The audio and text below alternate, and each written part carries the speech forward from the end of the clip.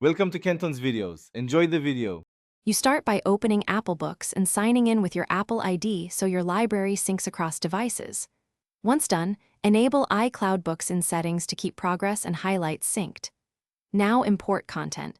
Drag a PDF or EPUB into the app, or use File Add to Library. You can also tap a download button from Purchases. These first actions put content into books so you can organize, read, and annotate without interruption. Next, manage and read your content efficiently.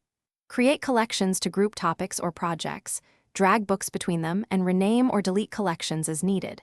While reading, adjust font, size, and theme to reduce eye strain. Make sure to set Auto Night mode if you read in low light. Use highlight and note tools to capture ideas. Those annotations sync to iCloud. Finally, rely on search and bookmarks to jump to key sections quickly, which speeds research and review. To finish, confirm syncing and sharing so your work is portable. Verify Books is enabled under iCloud and confirm you have enough iCloud storage.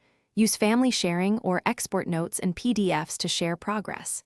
If downloads stall or annotations disappear, try toggling iCloud Books off and on, restart the Books app, and install any system updates.